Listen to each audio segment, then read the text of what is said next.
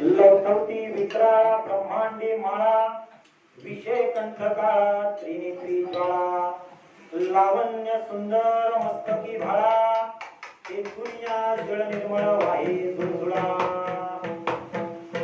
जय देव जय श्री शंकरा स्वामी शंकरा आरती ओवाळता कर्पूर गौरा भोळा नैनी विशाळा अर्धांगी पार्वती सुमनाच्या विभूतीचे उधळण शीतकंठ निळा ऐसा शंकर शोभे उमारला जय देव जय श्री शंकरा ओ स्वामी शंकरा आरती ओवाळता तुझ कर्पूर गौरा देवी त्यांच्या सागर मंथन पै केले त्या माझी अवचित हळहळ उठले त्यातो आशुरपणे प्राशन केले नीलकंठ नाम प्रसिद्ध झाले जय देव जय श्री शंकरा ओ स्वामी शंकरा आरती उमाळिता तुझ कर्पूर गौरा पंचानन मनमोहन मुंजल सुखकारी शतकोटीचे वीर वाचे उच्चारी रघुकुळ टिळक राम दासा हंसरी जय देव जय श्री शंकरा ओ स्वामी शंकरा आरती ओवाळिता तुझ कर्पूर गौरा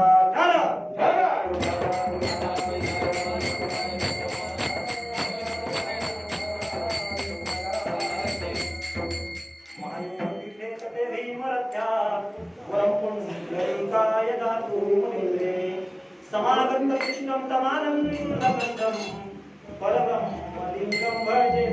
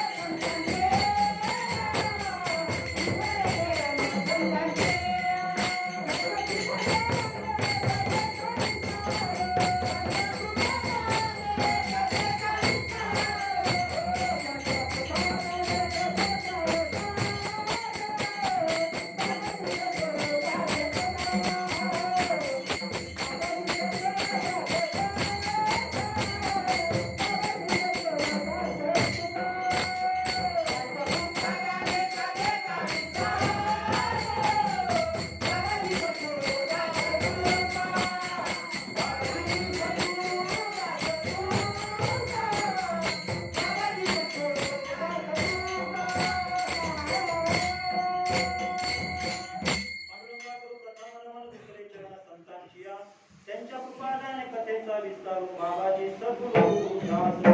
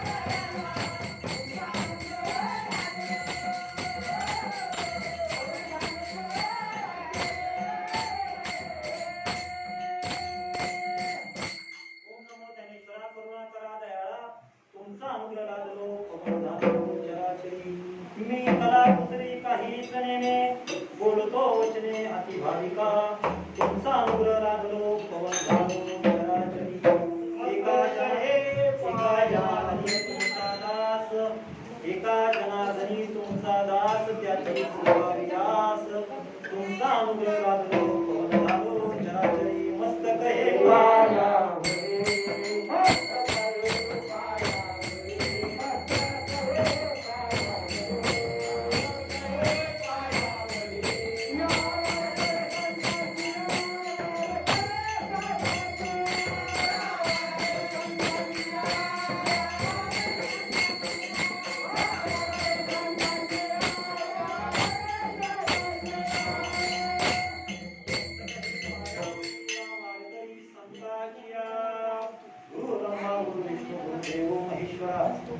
साक्षात परब्रह्म तस्मै श्री गुरुवे नमः ज्या ज्या ठिकाणी मन जाय माझे त्या त्या ठिकाणी निज रूप तुझे मी ठेवितो मस्तक ज्या ठिकाणी तेथे तुझे सद्गुरु हाता पाय दोन्ही ओम ब्रह्मानंदम परमसुखदम केवलम ज्ञानमूर्ती द्वंद्वातीतं गगन सदृशम तत्त्वमस्यादि लक्षणम एकम नित्यं विमलमचलं सर्वदि साक्षीभूतं भावातीतं त्रिगुणैकं सर्वभूतं नमामि श्रीपादनाथं गुरुराजवर्यं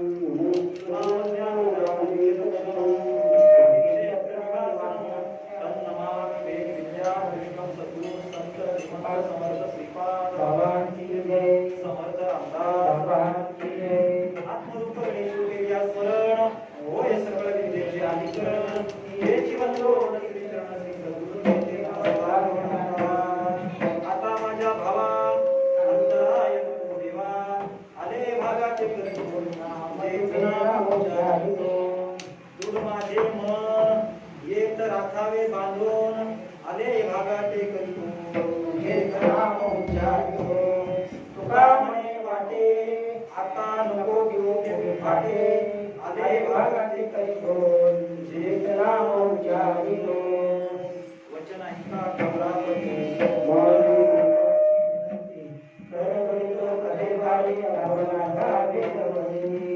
सदा सर्वदा योग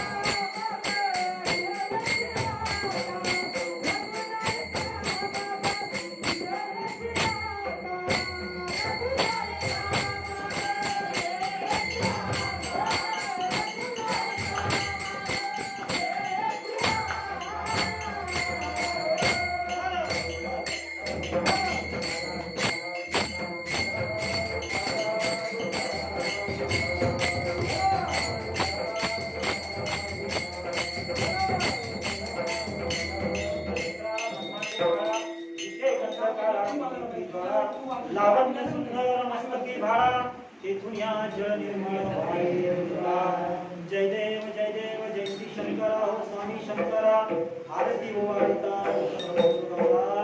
प्रस्तुत प्रसंग आज सगळ्यांनाच माहिती आजचा पर्व काळ जर विचार केला तर खऱ्या अर्थानं वारकरी संप्रदायाची जर सुरुवात कोणत्या दिवशी झाली असेल तर तो दिवस आजचा आहे. महाशिवरात्री काही मंडळींना अजूनही भ्रम आहे. सकाळीच मला एक शहाणा म्हटला होता महाराज, तो म्हटला त्याला म्हटलं शिवरात्र म्हणजे नेमकं काय, तो महाराज शिवरात्र म्हणजे कदाचित आज भगवान शंकराचा जन्मदिवस असेल. महाराष्ट्रात जन्माला आलेल्या माणसाला, तेही संतांच्या भूमीत जन्माला आलेल्या माणसाला नेमकी शिवरात्र का साजरी करायची हे जर आतापर्यंत कळलं नसेल तर जन्माला आला गेला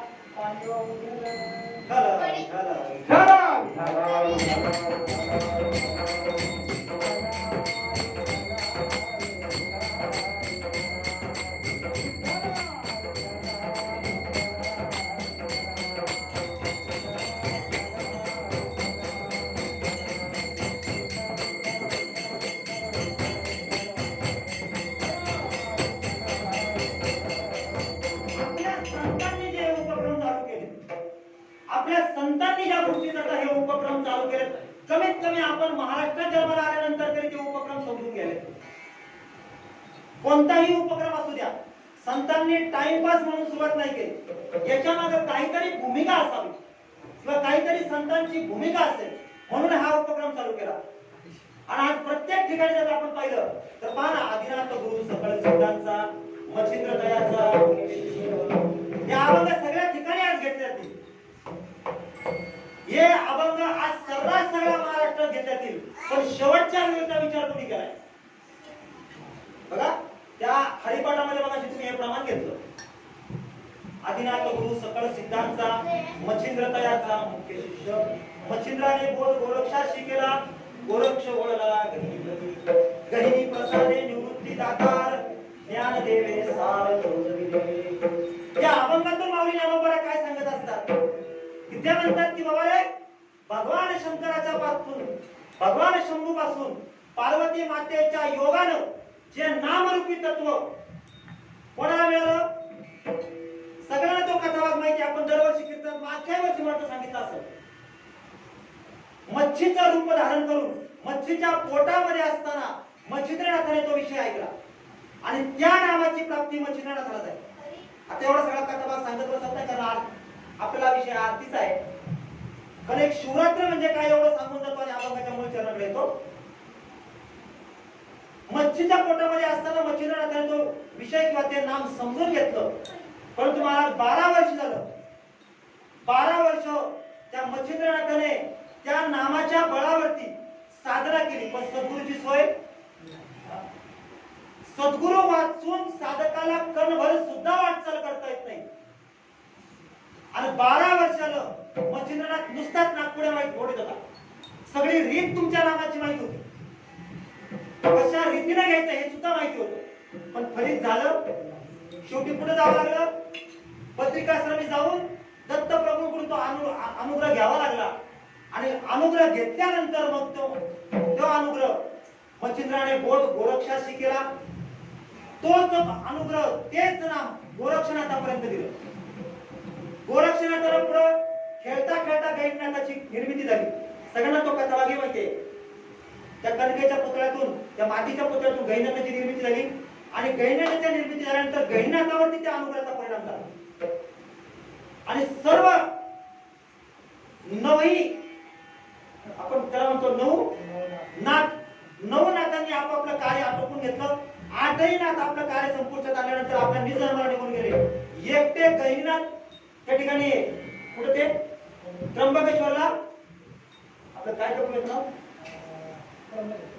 ब्रह्मगिरीच्या गुहेमध्ये शेवटपर्यंत. कारण का तर सामान्य जीवापर्यंत तो नाम येण्यासाठी किंवा सामान्य जीवापर्यंत हा विषय समजण्यासाठी शेवट जाता जाता गैरीनाथ त्या गुहेमध्ये राहिले.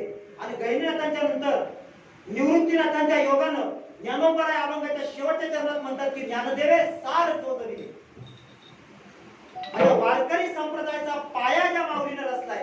माऊली सांगतात की माझ्यापर्यंत हे नाम आलं होतं.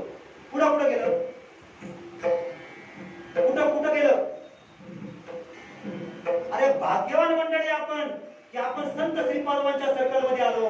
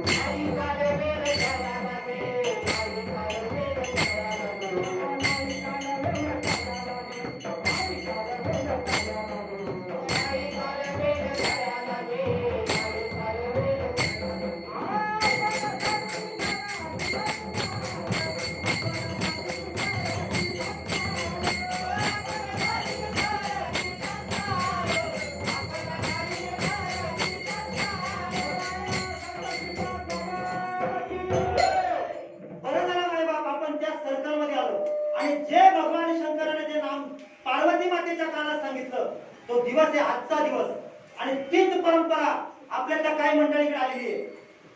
भाग्य तुमचं आमचं त्या संत श्रीपादवांची कृपा झाली. पवित्र भोवती गाव आहे सर्वांना होठाव आणि श्रीपाद माऊली एक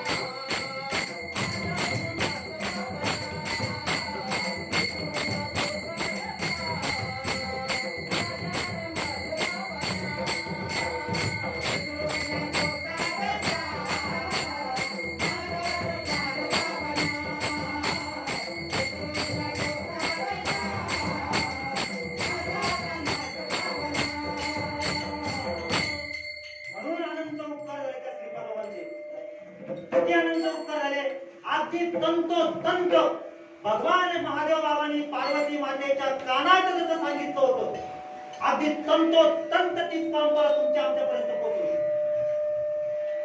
काळी इतका सुद्धा बदल केला नाही. नाहीतर आज दचा मा करणारे मंडळी महाराष्ट्रामध्ये उपलब्ध आहेत. महाराज एक उदाहरण तुमच्या पुढे नेहमीच सांगतो आणि अभंगाकडे बोलू आपण. काळकरी मंडळी जरा भजन करा.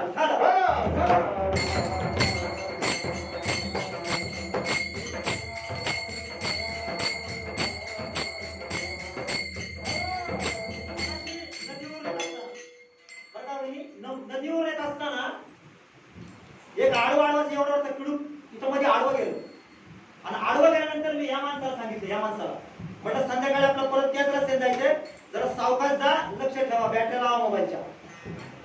एवढा एवढा साप गेला म्हणजे तिथून आडवा. या माणसाला लई जिवाळा, या माणसाचा एका ताटात जेवायला बसतात माणसं. या माणसाला लगेच या माणसाला सांगितलं म्हणे भाऊ जाताना जरा तुमच्या घराकडून जाताना जरा सावकाश जा, तिथे एवढा मोठा साप गेलाय. हे माणसाचा आणि या माणसाचा दोघांचा एक नंबरचा जिवाळा. दोघंही एकमेकांशिवाय राहिले नाही. त्यांच्यावर त्यांनी सरळ सांगितलं म्हणे महाराज जरा सावकाश जा नदी जाताना. म्हणे काय झालं म्हणे तिथे एवढा मोठा साप गेला. ते पण हुशार, त्यांचा विजू भावावर दिला जीव. पुढे विजू भावाला सांगतात म्हणे महाराज जाताना परत तुम्ही सावकाश जा म्हणे, का तिथे एवढा मोठा साप गेलाय. आता विजू महाराज माझ्यावर आले होते. विजू महाराज मला म्हणतात महाराज जाताना आपण जरा सावकाश जाऊ का. म्हटलं का तिथं भला मोठा आजगर गेलाय. पाहिलं कोणी होतं मीच. आणि माझ्यापर्यंत आजगर गेला कोणी आमच्या मंडळी. तसंच झालंय महाराज महाराष्ट्रामध्ये सुद्धा. आधी राईट फाईट करणार तुमच्यापर्यंत पार्वती मातेच्या कानामध्ये भगवान शंकराने सांगितला आणि तशाच पद्धतीने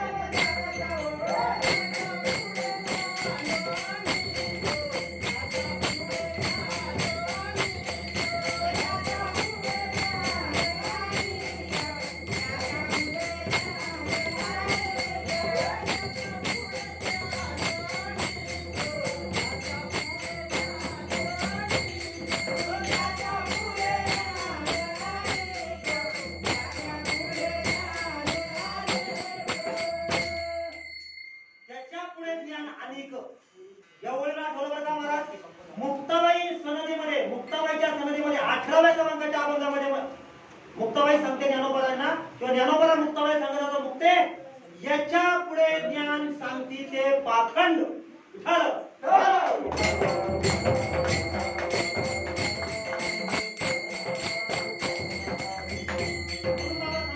भाऊ दिलेली वस्तू ही लाख मोलाची आहे. याला सोडून बाकी परमार्थ नाही. याला सोडून अन्य काही उद्योग धंदे करायचे नाही. किंवा मुक्ताबाईला सरजीमध्ये ज्ञानोबा सांगतात मुक्ते याच्या पलीकडे काही सांगत असतील ना जळवाई तोंड त्याचे असंही म्हटलंय. पुढं त्याचं जळवाई तोंड, याच्या पुढे काही सांगत असतील ना याच्या पुढे अनेक ज्ञान नाहीच. बस एवढंच. आणि हेच पार्वती मातेच्या कानात आजच्या दिवशी सांगितलं. परंतु ज्या शिवाने सांगितलं त्या शिवाची जर ओळख झाली नाही परमार्थामध्ये एवढंच करायचं बरं का, बाकी काहीच करायचं नाही. हृदयामध्ये जो शिव आहे त्याला आपण आज्ञा आडवा आल्यामुळे काय म्हणतोय जीव. बरं का, जोपर्यंत सद्गुरुनाथाची भेट झाली नाही ना तोपर्यंत ठीक आहे. पण सद्गुरुनाथाची भेट झाल्यानंतरही जर त्याला जीवच म्हणत असेल तर हे किती मोठं आज्ञा आहे महाराज.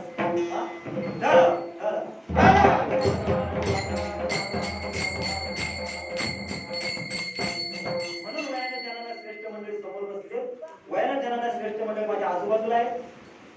तुमच्यासारख्या भाग्यवंतांच्या चरणी आज ही सेवा रुजू करत असताना निवडून घेतलेला अभंग, सर्वांच्या परिचय, सर्वांना श्रुत असलेला, सर्वांच्या माहितीतला आणि वर्षात प्रत्येक 10 दिवस तरी किमान आपण हा अभंग म्हटल्याशिवाय राहत नाही.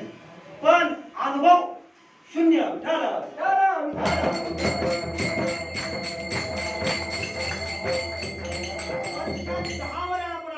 कमीत कमी 10 वेळा आहे का नाही. वर्षात 10 वेळा आपण आरती म्हणतो. बाकी दर चतुर्थीला 12 वेळा म्हणतो. 3 वेळेस त्याचं काही गणित पण पकडले नाही. पण आतापर्यंत ही जी आरती आहे आतापर्यंत कधी समजून घेतली का? दोष तुमचा नाही महाराज, या माणसाने अजून तुम्हाला समजून दिलं नाही तर तुमच्या पदात कसं पडेल?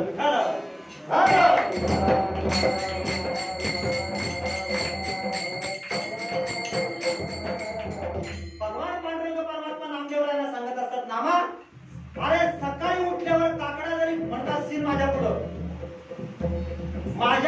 सकाळी उठल्यावर काकडा जरी म्हणत असतील आणि लोकांना झोपू नये, झोपा मोडा येतपर्यंत लोकांच्या झोपा मोड्यापर्यंत जरी घंटे हलत बसला तरी या वस्तुस्थितीचा अनुभव तुझ्या जीवनात येणार नाही.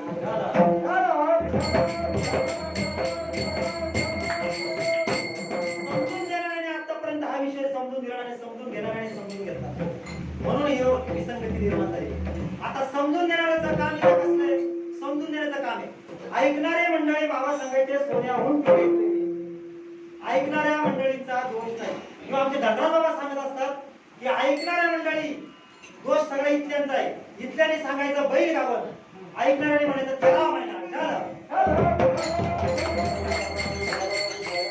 ऐकणाऱ्या मंडळी म्हणू शकतात की बाबा बैल गावं राहू शकतो, कारण महाराजांनी शास्त्र वाचले, महाराजाला शास्त्र माहिती असतं, त्या शास्त्रामध्ये कुठतरी लिहिलं असेल की बैल गावं म्हणून बैल गावं.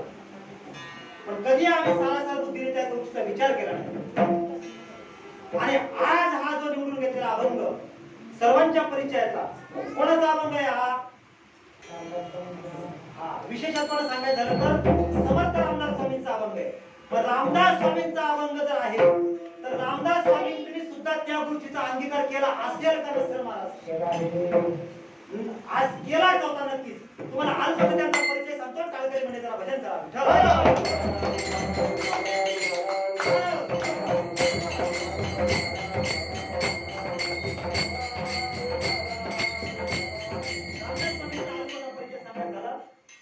जालना जिल्ह्यामध्ये जांब नावाचं गाव, जालना जिल्ह्यामध्ये जांब नावाचं गाव.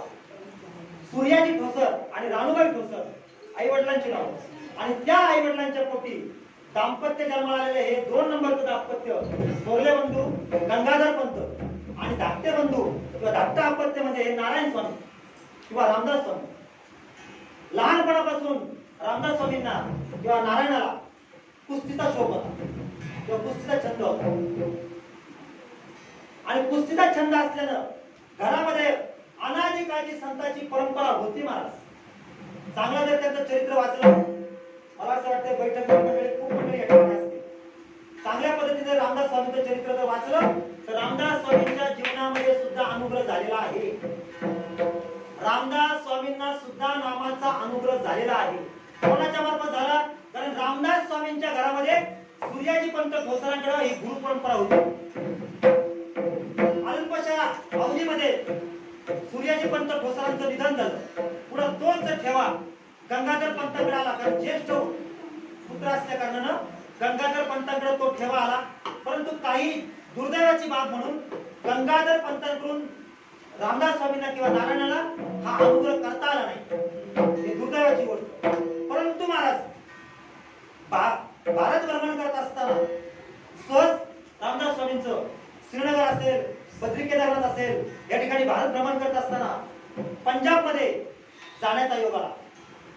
आणि महाराष्ट्रातील किंवा विश्वाच्या पाठीवर असणारे 4 संप्रदाय प्रकाश, स्वरूप, चैतन्य आणि आनंद, त्यापैकी स्वरूप संप्रदायाची परंपरा लाभलेले शीख धर्मीयांचे 6वे गुरु हरगोविंद सिंग यांचा अनुग्रह कोणाला झालाय तर रामदास स्वामींना झालेला आहे.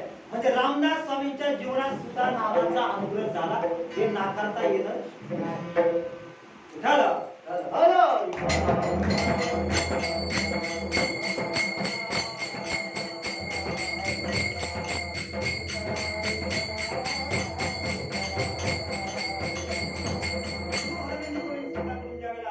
नामाचा अनुग्रह झाला त्यावेळेला साधने करता रामदास स्वामींनी काय केलं? हे नाशिक जिल्हा गोदावरीचा तीर, या गोदावरीच्या तीरावरती नाशिक या ठिकाणी रामदास स्वामींनी त्या दिलेल्या नामाची साधना केली किंवा चिंतन केलं. आणि त्या चिंतनातून, त्या साधनेतून त्यांना हनुमंतरायांचा साक्षात्कार झाला. टाकळी गावी, टाकळी या गावी हनुमंतरायांचा साक्षात्कार झाला आणि 15 श्लोकाचा हनुमंत चरित्र किंवा मारुती स्तोत्राची निर्मिती रामदास स्वामींनी केली. काय सांगितलं त्या मारुती स्तोत्रामध्ये? भीमरूपी महारुद्रा वज्र हनुमान मारुती वनारी अंजनी सुता रामदूता प्रबंधना महाबळी प्राणदाता सकळा विबळे सौख्यकारी दुःखारी दुर्गवनायका सर्वस्वी जो साक्षात्कार जीवनामध्ये झाला आत्मस्वरूपाचा त्यातच 15 श्लोकामध्ये माऊली रामदास स्वामींनी हे वर्णन केलं आणि जगापुढे ठेवलं.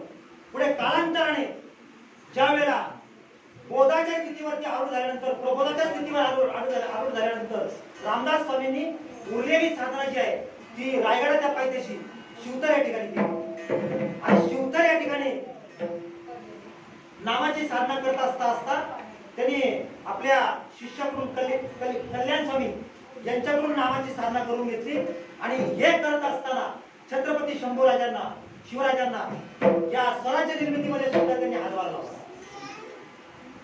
असं उत्कृष्ट चरित्र रामदास स्वामींचं आहे. त्याच्यानंतर जीवनाच्या उत्तरार्धामध्ये स्वतःला एकांत साधण्यासाठी त्यांनी सज्जनगडी गेले आणि सज्जनगडीच्या परिसरामध्ये आजावाडी नावाचं जे गाव आहे, छोटंसं आजावाडी नावाचं गाव आहे, त्या आजावाडी गावामध्ये आपली प्राणज्योत किंवा आपला पंचतत्वाचा देह त्या अनंतात विलीन करून टाकला. असं सुंदर चरित्र रामदास स्वामींचं आहे. सांगायचं तात्पर्य एवढं की रामदास स्वामींना सुद्धा संतांचा आशीर्वाद किंवा संतांचा अनुग्रह झाला होता. मग आपल्याला सुद्धा आपण जर त्यांची परंपरा राबवत असेल तर आपल्या जीवनामध्ये सुद्धा त्याची गरज असेल का नसेल?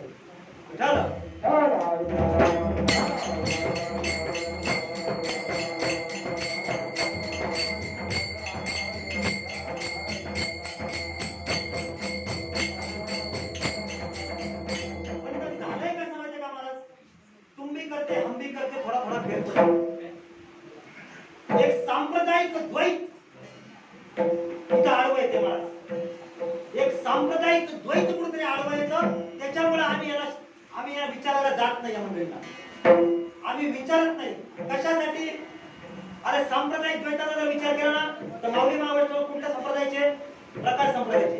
आणि आपण बघा शाबक घेतला ओम नमो ज्ञानेश्वरा करुणा दयाळा. कोणाचा अभंग येतो? एकनाथ महाराजांचा अभंग. म्हणजे एकनाथ महाराजांची परंपरा ही आनंद संप्रदायाची परंपरा आणि माऊली ज्ञानोबांची परंपरा ही प्रकाश संप्रदायाची परंपरा. तरी प्रकाश संप्रदायाच्या माऊली ज्ञानोबांचं नाथ बाबा वर्णन करतात आणि आम्ही इथं द्वैत ठेवतो. जोपर्यंत द्वैताची झाडणी होत नाही, जोपर्यंत द्वैत जात नाही,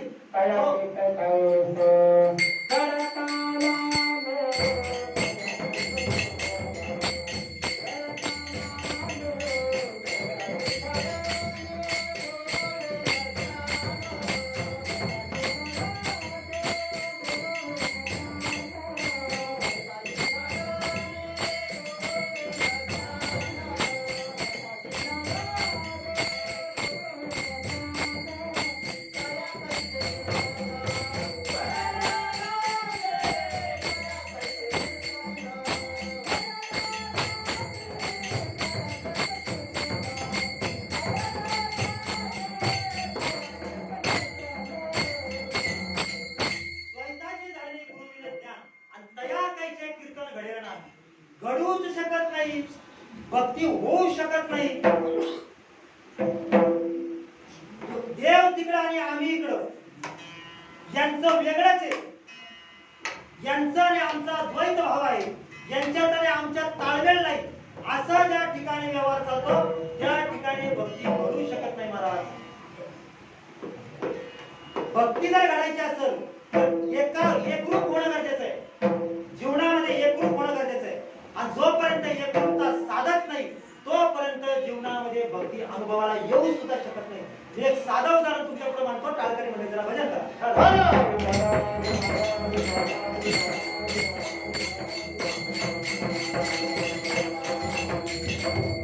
मी आमच्या सरपंच ताईला प्रश्न विचारतो. ताई तुम्हाला असं मला विचारायचं आहे, आमचा मनोज भाऊनी ज्या वेळेला लग्न केलं, मनोज भाऊ ज्या वेळेला लग्नासाठी तिकडे गाडी घेऊन आली तुमच्या गावात, काय तुला काय असं वाळशेत गावी आमचे मनोज भाऊ ज्या वेळेला गाडी घेऊन गेले त्या वेळेला लग्न झालं. साक्षीगंध सोहळा संध्याकाळी संपन्न झाला आणि तुम्हाला तिथंच ठेवून टाटा बाय बाय करून इकडे आले का तुम्हाला घेऊन आले? तुम्हाला घेऊन आले आणि तुम्हाला घेऊन आल्यानंतर तुम्ही त्यांच्या संसारामध्ये नांदू लागले आणि नांदता नांदता नांदता नांदता संसाराचा अनुभव आला आणि अनुभव आल्यानंतर तो संसार सुरू झाला. एक संसार जर सुरू व्हायचा असेल तर त्या ठिकाणी सुद्धा पती आणि पत्नीचं एकीकरण होणं गरजेचं आहे. पती आणि पत्नीचं एकीकरण जोपर्यंत होत नाही तोपर्यंत संसाराचा वंश वाढूच शकत नाही महाराज. मग या ठिकाणी देव अनंत कोटीनं अनंत युगापासून चालत आलेला आहे तत्वज्ञान आहे. भगवंताचं जे तत्वज्ञान अनंत युगापासून चालत आलंय त्याच्यामध्ये सुद्धा कुठेतरी एकरूपता असेल का नसेल आणि तीच एकरूपता रामदास स्वामी आजच्या अभंगातून वर्णन करतात. झालं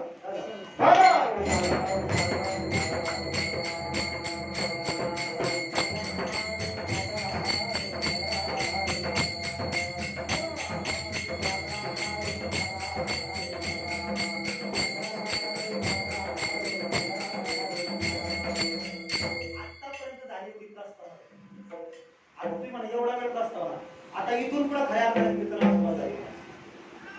आतापर्यंत होती काय होती? आणि मला सांगितलं टाइम 9 ते 11.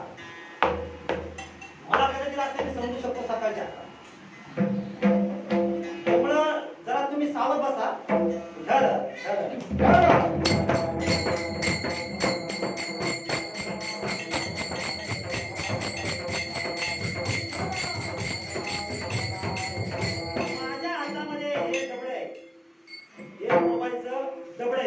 हे या हाताने उचलले, या हाताने उचलले. उचलण्यासाठी जे साधन वापरले ते साधन हात आहे. आता हाताने जर हे उचललं म्हणा तर शक्य आहे का हाताने उचलणं? या हाताला चालना देणारा कुणीतरी असेल ना. या हाताला चालना देणारा कुणीतरी असेल आणि चालना ज्या हाताला मिळाली त्या हाताच्या मिळालेल्या चालनेमुळे हा मोबाईल काय झाला? उचलला. मोबाईल उचलला गेला. नाहीतर निस्ता हात काहीच करू शकत नाही. तुम्हाला अजून एक उदाहरण सांगू का? बघा, मला तुम्ही पकवान कशाने वाजवता? हाताने वाजवता. हाताने वाजवता. मग आता आम्ही हात ठेवू का त्याच्यावरती? आवाज करतो. आम्ही हात जरी ठेवले तरी तो पकवान वाजायचा, वाजला तरी तो सुरात वाजायचा. म्हणजे हात जरी त्याच्यावर ठेवले तरी पकवान वाजला जाणार. हाताला चालवण्यासाठी कोणत्या तरी शक्तीची गरज आहे आणि हातामध्ये या हातामध्ये जोपर्यंत ते चैतन्य आहे का नाही, जोपर्यंत ते चैतन्य आहे तोपर्यंत तो पकवान वाजणार. आता ते म्हणतात हाताने जर पकवान वाजतो तर प्रेताच्या हात पकवानावर ठेवलं वाजतं का पकवान?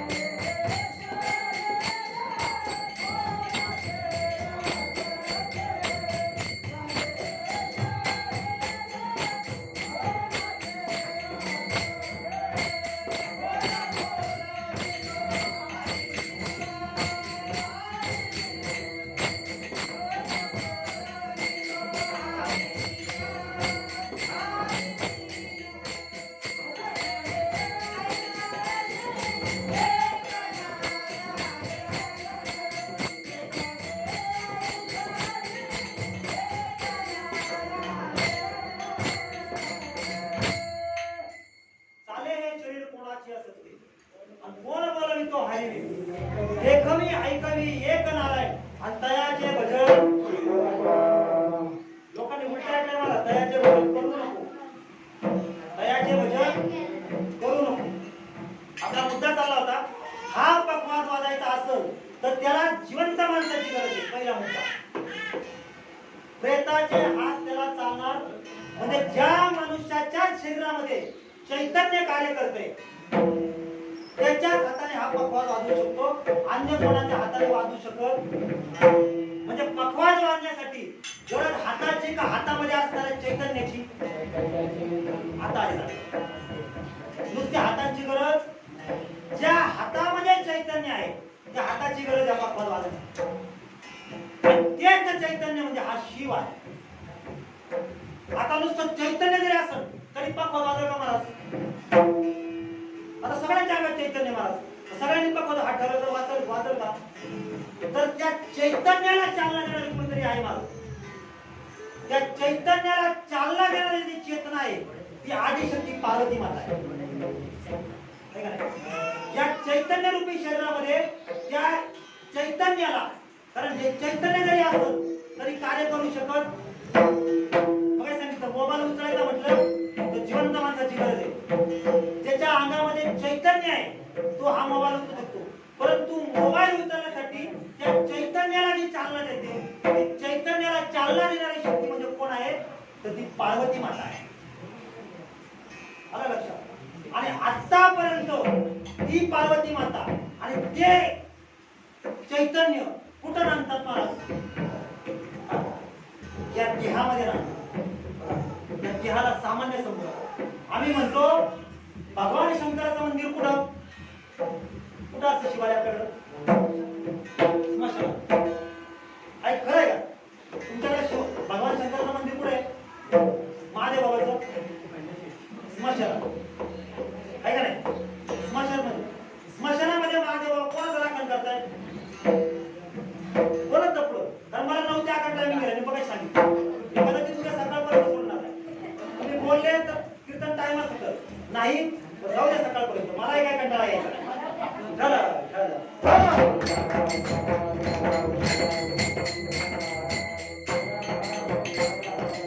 भगवान महादेव बाबांचं अस्तित्व कुठं? स्मशानात. स्मशानात राखण कोणाचं करतात? ते प्रेताच आहे का? प्रेताचं राखण करतात. आता याच्या पुढे जो बाबा उभा आहे याच्यातून जर हा वारा निघून गेला तर याला तुम्ही काय म्हणणार? प्रेत. माझं या प्रेताचं राखण कोण करतंय? महादेव बाबा करत नाही का? आजही तो महादेव बाबा किंवा तो भगवान शंकर आजही या प्रेताचं राखण करत नाही का? पण आपलं काय झालंय महाराज? हे दौडून दिलंय आणि आम्ही तिकडे हेलपाटे निघालोय. झालं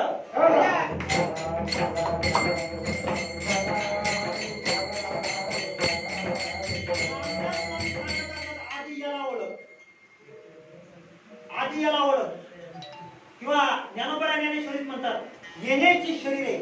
आधी या नरदेवाला ओळखून घ्या, ज्याला भक्ती करायची. अरे बाकी देव ओळखायचा आमचा विषय. देव अजून तर लई वेळ आहे ओळखायला, पण आधी पहिले याला ओळखून घ्या हे काय आहे.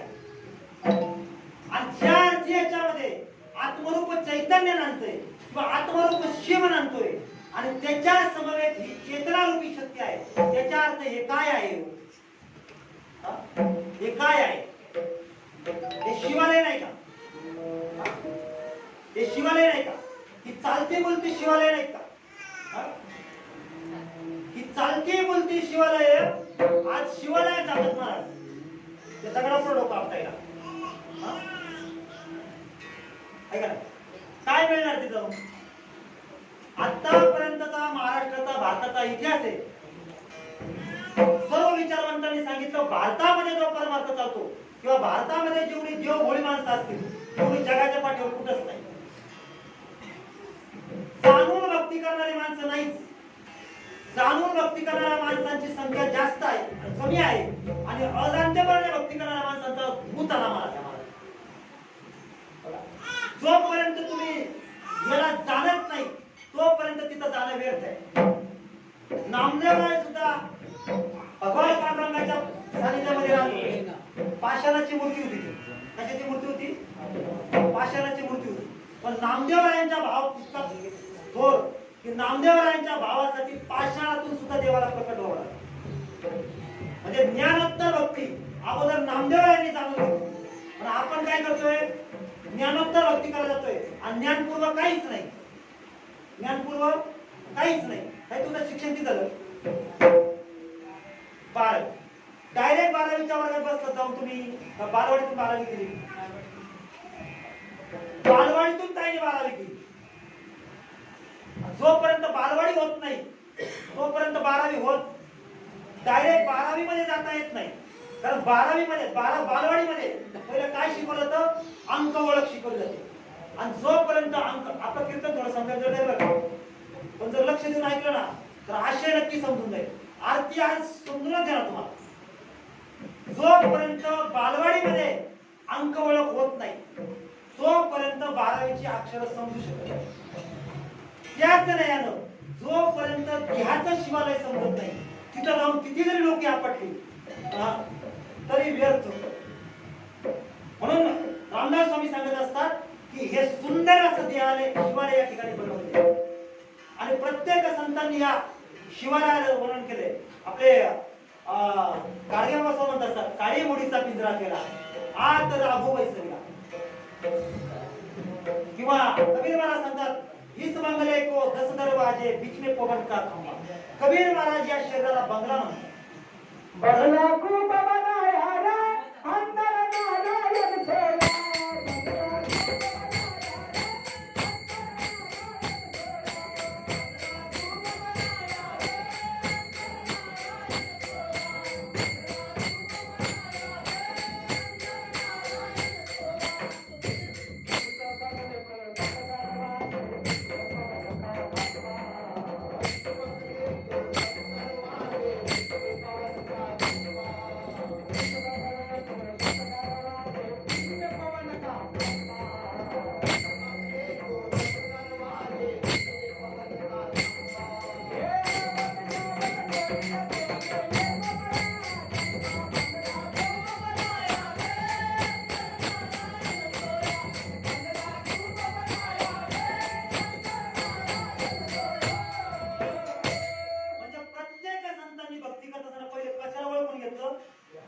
ध्यानाला ओळखून घेतो.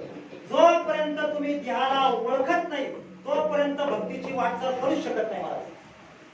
तर आधी जोपर्यंत तुम्ही याला ओळखत नाही तोपर्यंत ते ओळखणं लय लांबचं आहे. वेदान नाही कळला अंत पार ज्याचा कानडा राजा पंढरी. वेद ज्या ठिकाणी मुक्ती झाले त्याला आपण जाणायला गेलो. आधी स्वतःच्या शरीराला जाणून घ्या. बघा कबीर महाराज सांगायला बंगल्याची उपमा देतात. ते म्हणतात, इस बंगले को 10 दरवाजे बीच में पवन का खंबा. आवत जावत कोई नहीं देखे यही तो बड़ा अचंबा. इस बंगले को 10 दरवाजे बीच में पवन का खंबा. 21,600 वेळा आत जाऊन बाहेर येतो तोच शिव आहे महाराज आणि तोच नारायण आहे. कबीर महाराज सांगतात, अंदर नारायण सोया. विठाला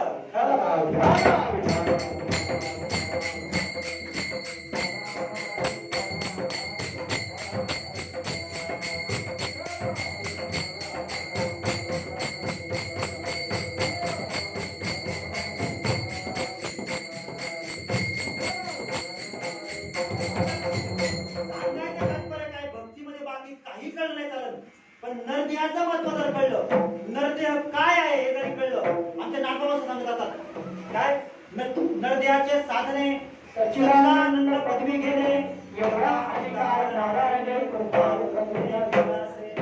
या शरीराचा जर अधिकार पाहिला काय तर याने सच्चिदानंद पदवी घेता येते महाराज. सामान्य समजू नका. भगवान शिवाचं आणि पार्वती मातेचं शिवालय आहे. कोणाचं शिवालय? या ठिकाणी भगवान शंभू महादेव बाबा किंवा महादेव बाबा आणि पार्वती माता या शरीरामध्ये नांदतात महाराज. आणि जोपर्यंत तुम्हाला त्याची शरीर त्याचं महत्व कळत नाही आणि ज्याला महत्व कळत नाही ते कुठेही वाया घालत. म्हणून भाग्यवान मंडळी आज तुम्हाला याचं महत्व कळून घेतो आणि महत्व कळल्यामुळं तुम्ही या मार्गाला आला.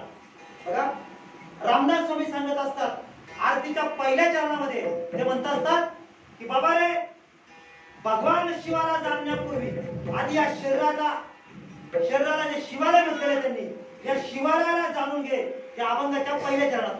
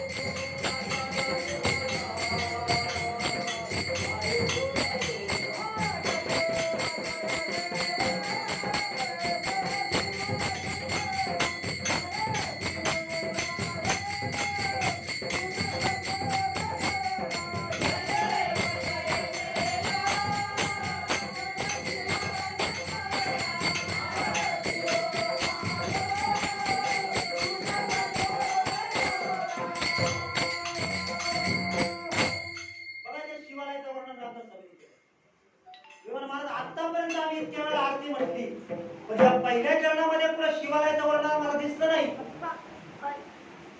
म्हणून सांगितलं, समजून घेण्यासाठी संतांची कृपा जीवनात व्हावी लागते. या पहिल्या चरणामध्ये रामदास स्वामी सांगत असतात, बाबा रे, हे नरदेव म्हणजे सामान्य गोष्ट नाही, हे भगवान शिव आणि पार्वतीचं निवासस्थान अर्थात ते शिवालय आहे. काय अभंगाची पहिली म्हणे, लवलोकी विक्राळा ब्रह्मांडी माळा. कोणत्या माळा?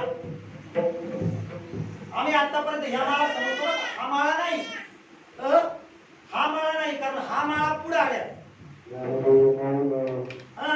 हा माळा नाही, लवथवती विक्राळा ब्रह्मांडी माळा. बघा हा माळा, हा माळा, हो हा माळा. बघा समजून घ्या, ज्या वेळेला भगवान श्रीकृष्ण परमात्म्याचा जन्म झाला, त्यावेळेला भगवान श्रीकृष्ण परमात्मा वसुदेवाला सांगत असत, आधी मला डोक्यावर घे. कुठं घे? आधी मला डोक्यावर घे, कारण डोक्याशिवाय भक्ती समजू शकत नाही. म्हणून तर माऊलीला सांगावं लागतं, टाकावं, बुद्धीचे वैभव अन्य नाही तुझे, एका केशवराजे चांगला जर बारीक विचार केला तर रामदास स्वामी याला माळा म्हटलं, याला माळा. आता हा जर काय माळा असेल, हा जर माळा असेल, तर तो माळा नेमका काय आहे समजून घ्या. भगवान शिवाची ज्या वेळेला अहर्निशी अनाहत नादानं जी साधना चालते, किंवा साधकाला ज्या वेळेला अनुग्रह दिला जातो, अनुग्रह दिल्यानंतर ज्या वेळेला त्या साधकाचं चिंतन सुरू होतं महाराज, त्या वेळेला त्याच्या शरीरामध्ये ज्या हालचाली चालतात, म्हणून सांगितलं, समजून घेण्यासाठी सद्गुरूचीच परंपरा सांगितली. ज्या वेळेला साधकावर सद्गुरूचा अनुग्रह होतो आणि तो साधक ज्या वेळेला चिंतनाला बसतो किंवा ध्यानाला बसतो, त्या वेळेला त्याचं श्वासोश्वासामध्ये चिंतन सुरू असतं. त्या वेळेला या शरीरामध्ये जी हालचाल होते तिला कुंडलिनी हालचाल म्हणतात. आणि त्या कुंडलिनीला आपण म्हणतो का नाही हरिपाठामध्ये, त्रिवेणी संगमी नाना चित्ते भ्रमी, आणि चित्त नाही नामी तरी ते व्यर्थ. या त्रिवेणी संगमात जोपर्यंत नामधारक स्नान करत नाही, या त्रिवेणी संगमातून जोपर्यंत नामधारकाचा प्रवास सुरू होत नाही, त्या कुंडलिनीचा प्रवास ज्या वेळेला सुरू होत नाही, तिला सुषुम्ना नाडी म्हणतात महाराज. आणि त्या सुषुम्ना नाडीचा प्रवास जोपर्यंत, त्या कुंडलिनीचा प्रवास या 10व्या द्वारावरती, दहावे द्वार काय सांगितलेलं आहे, पाहे या पुल्या शरीरी 10वे द्वार पंढरी, सोहम ब्रह्म विटेवरी बर्वे शोधाव्यंतरी. हे 10वं द्वार बरं का. त्या 10व्या द्वारावरती जोपर्यंत ती कुंडलिनी स्थितप्रज्ञ होत नाही, तोपर्यंत साधकाला अवस्था होत नाही. म्हणून याला काय सांगितलं, याला माळा म्हटले. या शिवाचा साधने करता जो प्रवास चालतो, या शिवाचा नाम साधनेचा जो प्रवास चालतो, आणि तो ज्या ठिकाणी स्थिरावतो, आणि त्या स्थिरावलेल्या ठिकाणाला किंवा त्या स्थिरावलेल्या ठिकाणी जो शिव एकांतामध्ये राहतो, त्याच ठिकाणाला रामदास स्वामी म्हणतात, लवथवती विक्राळा ब्रह्मांडी माळा. आता लवथवती शब्द का वापरला असेल, हे सामान्य आहे. एका मिनिटात त्याच्यात 50 विचार चालू होता. एक वस्तू जर पाहिली नाही, एक वस्तू, साधी वस्तू पाहू द्या, एकच वस्तू पाहिली, किती विचार तुझ्या मनात आले असतील सांग बरं? नाही विचारायचं. पहिली मोबाईल, पहिला आता याला काय म्हणतात मोबाईल, हा कोणत्या कंपनीचा आहे, हा किती रुपयाला घेतलाय, बरं हा जर स्वस्तात असेल तरी त्यांना घ्यायला सांगेल, आणि त्यांना घ्यायला सांगेल, मग ते मला घेऊन देतील. झाले विचार. म्हणजे हे काय सामान्य आहे का मला धामाळा? म्हणून याला सांगितलं शब्द वापरला रामदास स्वामींनी, लवथवती विक्राळा. हो, आणि ब्रह्मांडी माळा. आता ब्रह्मांडी का वापरला शब्द, तर हा पूर्व दिशेला आहे. कुठल्या दिशेला आहे? ब्रह्मांडाच्या दिशेला आहे बरं का. या ब्रह्मांडाच्या दिशेला आहे. आपला ब्रह्मांडाची दिशा कुठे? आपण सहज म्हणतो खाली पाताळ, हे भूलोक, आणि वरती हो. म्हणून रामदास स्वामी पहिल्या अभंगाच्या पहिल्या ओळीमध्ये म्हणतात, लवथवती विक्राळा ब्रह्मांडी माळा, याला म्हणतात. दुसऱ्या वेळेस काय म्हणतात ते, विषय कंठ काळा त्रिनेत्री ज्वाळा. कोणता विषय कंठ? हा ज्याच्यावरती स्थिर आहे ती जागा बघा इथे, त्याला कंठ म्हटलेलं, कंठ. तो कशावर स्थिर आहे बाळा? हा म्हणून सांगितलं पहिल्या चरणामध्ये पहिले देहाला समजून घ्या. या देहाला समजून घेण्यासाठी रामदास स्वामी सांगतात याचा कशावरती स्थिर आहे हा बाळा? तर या कंठावर स्थिर आहे. आणि त्या कंठामध्ये काय? विषय कंठ काळा. त्याच्यामध्ये भगवान श्रीकृष्ण, भगवान शंभू महादेवानं ते नामाचं विष धारण केलेलं आहे. तुम्ही पुढे येतात ठिकाणी मला महाराज आतापर्यंत प्रत्येक संतांनी नामाला अमृत म्हटले, आणि तुम्ही या ठिकाणी विश्वास काय म्हणता? विचारायला साहजिक येते तुमच्या डोक्यामध्ये. तुम्ही म्हणता की महाराज आम्ही आतापर्यंत बऱ्याच अभंगामध्ये ऐकलं अमृताहुनी गोड नाम तुझे देवा, आणि तुम्ही म्हणता या ठिकाणी की भगवान शंकराने या ठिकाणी विषरूपी नाम धारण केलेले आहे. तर ते कसं बाबा? जरी संतांनी त्याला अमृत म्हटलं असेल तर तो त्याचा गुण आहे मला. काय तो? गुणाच्या दृष्टीने ते कसं आहे? नाम अमृत आहे. गुणाच्या दृष्टीने जर विचार केला तर नाम अमृत आहे, पण परिणाम दृष्टीने विचार केला तर परिणाम दृष्टीने विचार केला तर ते विष आहे मला. भवरोग ऐसे जाय अनेक काय शिल्लके, तुका म्हणे नोये बाधा अनेक तरा भूतांची. तुकोबाराने सुद्धा पाहिजे होतं ज्याच्यामुळे भवरोगाचं निदान होतं, भवरोग संपुष्टात येतो, ते औषध आहे. आणि त्या औषधाला किंवा त्या कीटकनाशकाला ते म्हणतात, काय म्हणतात? लौथवते विक्राला ब्रह्मांडी माळा आणि विषय कंठ काळा त्रिनेत्री ज्वाळा. आता कोणत्या ज्वाळा? कोणत्या ज्वाळा? त्रिनेत्री ज्वाळा. तीन नेत्राच्या ज्वाळा नाही बरं का? हो, संतांचे शब्द समजायला सुद्धा खूप मोठं भाग्य असावं लागतं. त्रिनेत्री ज्वाळा नाही, तिसऱ्या नेत्राची ज्वाळा आहे. आणि तिसऱ्या नेत्राची ज्वाळा कुठं?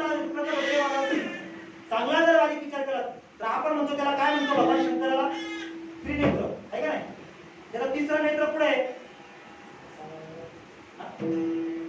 इथं, इथं नाही का? का बरं इथं बाबा? ताई, लग्न झाल्यानंतर तुम्ही कपाळाला कुंकू लावता, बरोबर आहे का? कुठे लावता तुम्ही? दोन भुवयांच्या मध्ये. का बरं? सकाळपर्यंत सांगितलं सकाळ. किंवा आम्ही बुक्का लावतो. कुठे लावतो बुक्का? का बरं लावतो या ठिकाणी बुक्का? सांगणारे आतापर्यंत आपल्या जीवनात आले नाही, वाईट वाटून घ्यायचं. सांगणारे आपल्या जीवनामध्ये आले नाही, त्यामुळे आपला विषय कळत. चांगला जर बारीक विचार केला तर साधकाच्या जीवनामध्ये ज्या वेळेला नामाचा अनुग्रह होतो आणि कुंडलिनीचा प्रवास ज्या वेळेला सुरू होतो, त्या वेळेला ती कुंडलिनी ज्या स्थिरावरती स्थिरावते, ज्या काठावरती स्थिरावते, ते स्थिराला आज्ञाचक्र म्हणतात. तुम्ही म्हणता सगळं मेंदू कार्य करतो. मेंदू काहीच कार्य करत नाही महाराज, सगळं कार्य इथून चालते. इथून कार्य चालतो. तुम्हाला नाही कळायचं, पण जे पोस्टमार्टम करतात ना डॉक्टर, त्यांना माहिती आहे पूर्ण ओपन करायची बॉडी. ही बॉडी जर ओपन करायची असेल ना तर ते कुठंच खोलत नाही. कुठं खोलतात? इथंच फटका मारतात. याचं कारण आहे महाराज, हे जे ठिकाण जे आहे ना, हे ठिकाण म्हणजे आज्ञाचक्र आहे. आणि या आज्ञाचक्राला तिसरा डोळा म्हटलं. आणि या ठिकाणी ज्यावेळी कुंडलिनी स्थिर होते महाराज, त्या वेळेला त्या साधकाच्या जीवनामध्ये ज्ञानाची प्राप्ती होते. कोणत्या ज्ञानाची? पाठ्यपुस्तकाच्या ज्ञानाची. एक नंबरचा अज्ञान मी देह का आत्मा. कोणता अज्ञान? मी देह आत्मा. मी देह नावाचं एक नंबरचं अज्ञान आणि मी देह का आत्मा हा एक नंबरचा संभ्रम. आणि ज्या वेळेला या ठिकाणी साधकाच्या आज्ञाचक्रावरती साक्षात्कार होतो कुंडलिनीचा, त्या वेळेला त्याला जी अवस्था प्राप्त होते महाराज, त्या अवस्थेतून ज्या ज्ञानाची प्राप्ती होते त्या वेळेला त्याला जाणीव होते मी देह नसून मी कोण आहे? मी तो वासुदेव तत्व. मी कोण आहे? या विश्वामध्ये जो ओतप्रोत भरला आहे, या विश्वामध्ये जो ओतप्रोत भरला आहे, तो अंश रूपाने माझ्यामध्ये नांदतोय, तो आत्माच मी आहे. या ज्ञानाची प्राप्ती ज्यावेळेला होते आणि त्याच ज्ञानाला मुक्ताई सांगते सर्वात श्रेष्ठ ज्ञान. त्याच्या पुढे ज्ञान सांगते ते जोपर्यंत जीवनामध्ये आत्म्याचं ज्ञान होत नाही, यांच्या किती नादी लागतात, निरर्थक आहे महाराज. यांच्या किती जरी नादी लागलात ना तुम्ही, जोपर्यंत आत्मज्ञानाची ओळख होत नाही, यांच्या पुढे किती जरी लोक आपटले तरी हे जैसे काय तैसे आणि तुम्ही जैसे काय तैसे.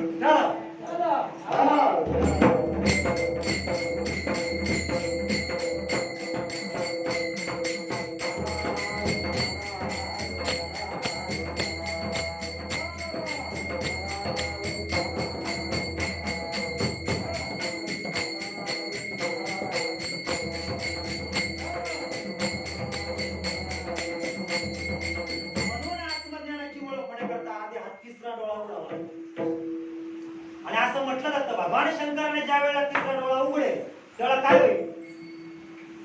ऐकलं असेल तुम्ही लहानपणी कथेमध्ये, ते इथल्या महाराजांच्या गप्पा ऐकल्या असतील ना. ज्या वेळेला भगवान शंकराचा तिसरा डोळा उघडतो त्या वेळेला काय होतं, म्हणजे महाराज या ब्रह्मांडाची सगळी उलथापालथ होते. काय होत? याची काय उलथापालथ होत नाही का? ज्या दिवशी भगवान शंकराचा तिसरा नेत्र उघडेल आणि सद्गुरूच्या कृपेने ज्या वेळेला हा तिसरा नेत्र उघडला जातो महाराज, त्यावेळेला या ब्रह्मांडात काही उलथापालथ होत नाही का ते? पण अनुभव जीवनात असावा लागतो. जोपर्यंत तो अनुभव जीवनामध्ये येत नाही तोपर्यंत या शिवालयाची ओळख होऊ शकत नाही. आणि एकदा जर का तो त्रिनेत्र उघडला तर त्या त्रिनेत्राचा तेज रामदास स्वामी म्हणतात की त्रिनेत्री ज्वाला, त्याच्यामध्ये जो प्रकाश पडलेला आहे तो नक्क प्रकाश जो आहे. कसा आहे तो प्रकाश? बघा, आम्ही जे नामदेवाची एक आरती म्हणतात, सहस्त्र दीपे दीप कैसी प्रकाश विप्रभा उजळलेल्या दश दिशा बघना. आता किती दिशा? सूर्य कोणत्या दिशेला उगवतो? पूर्व दिशेला. आता पूर्व दिशेला जर उगवल्यानंतर त्याचा प्रकाश कुठल्या दिशेला पकडेल? पूर्व दिशेला पकडेल, आहे का नाही? पण या ठिकाणी ते म्हणतात उजळलेल्या दश दिशा.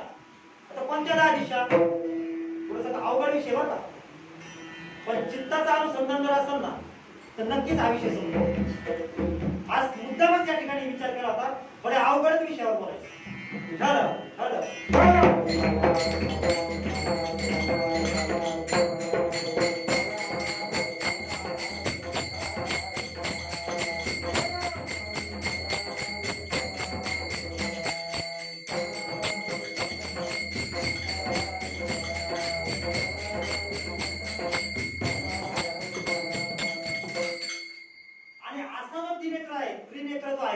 ज्ञानाचा त्रिनेत्र जोपर्यंत साधकाचा उघडा होत नाही तोपर्यंत त्याचं देह तादात्म्य विसरू शकत नाही. मी देह का आत्मा, देहाचा नाश होऊन मी आत्मा हे ज्ञान प्रकट होत नाही तोपर्यंत त्या त्रिनेत्राचा प्रकाश त्याच्या जीवनामध्ये पडू शकत नाही. आणि ते त्रिनेत्राचं पुढे म्हणतात, पुढे तिसऱ्या ओळख काय म्हणतात? लावण्य सुंदर मस्तकी बाळा. पुढे त्याचा प्रकाश पडलेला आहे. म्हणून आपण या ठिकाणी कुंकू लावतो बरं का ताई, म्हणून या ठिकाणी आपण कुंकू लावतो. लावण्य सुंदर मस्तकी बाळा. आणि तिथून काय वाहत आहे तर ते म्हणतात तेथून या जल निर्मळ वाहे झुळझुळा. भगवान शंकराने काय धारण केली होती? कोणाच्या सांगण्यावरून? भगीरथ सांगण्यावरून. भगीरथाने ज्या वेळेला विश्वाच्या कल्याणाकरता गंगेला पाचारण केलं तेव्हा त्याला कल्पना नव्हती. भगवंत बारकाईने काय सांगतोय? भगीरथानं ज्या वेळेला विश्वाच्या कल्याणाकरता गीतेला गंगेला पाचारण केलं त्यावेळेला त्या भगीरथाला याची कल्पना नव्हती तर गंगा एवढी अवखळ असेल. कोणती गंगा? ही ज्ञानरूपी गंगा म्हणतोय बरं का मी, आणि भगीरथ याला म्हणतोय नाही का. त्यावेळेला भगवान शिवाने काय धारण केलं? आपल्या जटा सोडल्या आणि जटामध्ये त्या गंगेला सामावून घेतलं. कुठं? म्हणून लवथवती विक्राळे ब्रह्मांडी माळा.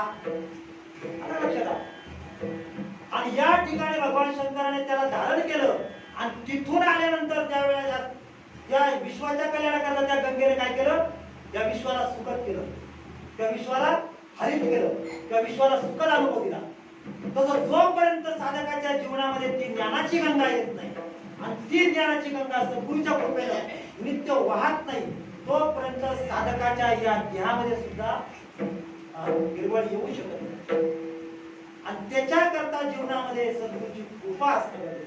त्याच्याकरता सर्वात प्रथम सद्गुरूची कृपा होण्यापूर्वी या नरदेहाचं महत्व कळलं पाहिजे. कारण नक्की हे शिवालय काय आहे. आणि एकदा जर हे शिवालय समजून घ्यायचं असेल तर जाणत्या माणसापुढे घडला आणि जाणत्या माणसापुढे बसल्यानंतर तो हे शिवालय समजून देईल. शिवालय समजून देता देता तो शिवालाही समजून देईल. आणि मग रामदास स्वामी म्हणतात की या शिवालयामध्ये जो शिव आणतोय तो शिव आणि पार्वती कसे आहेत अभंगाच्या दुसऱ्याच्या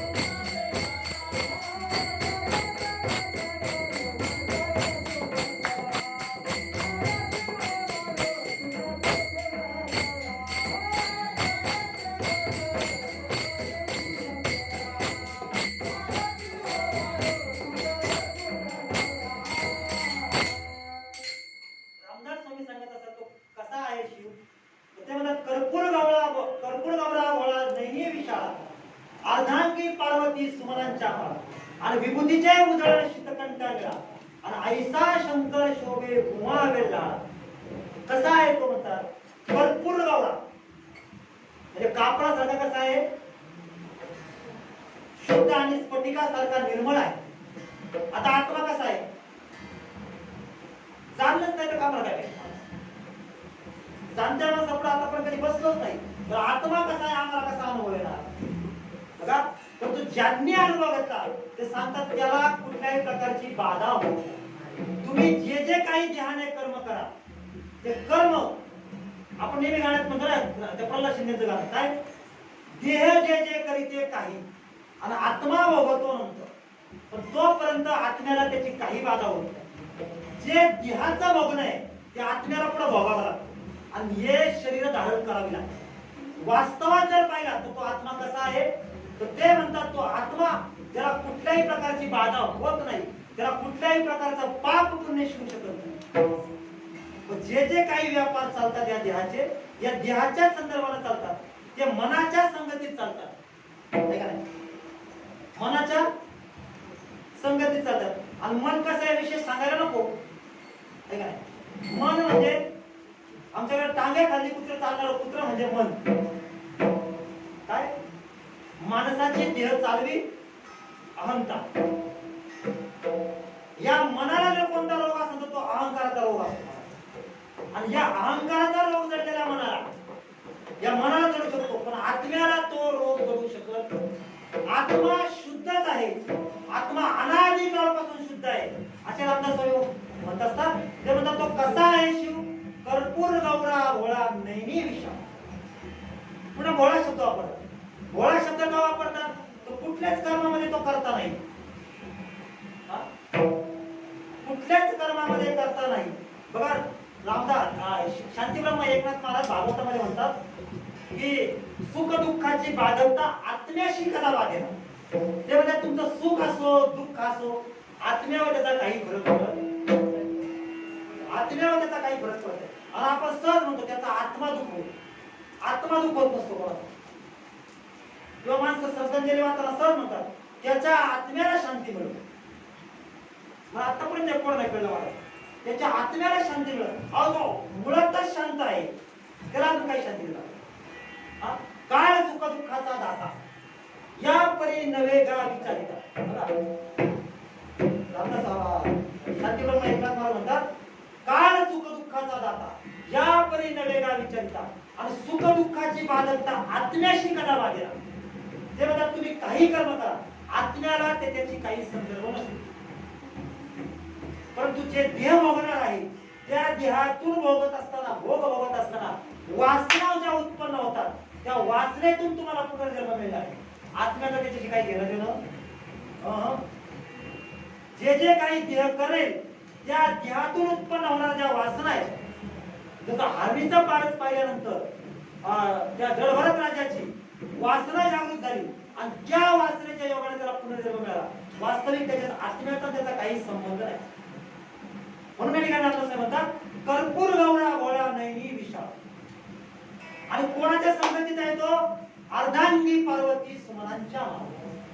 तो एकटा काहीच कार्य करू शकत नाही. मग सांगितलं जिवंत माणूस पक्वाद वाजू शकत, गरीब माणूस जिवंत असला तरी पक्वाद वाजू शकत नाही जोपर्यंत त्या चैतन्याला चेतनेचा टच मिळत नाही, तर चेतनेचा जोपर्यंत सपोर्ट त्याला सहाय्य मिळत नाही तोपर्यंत पक्वाद वाजला.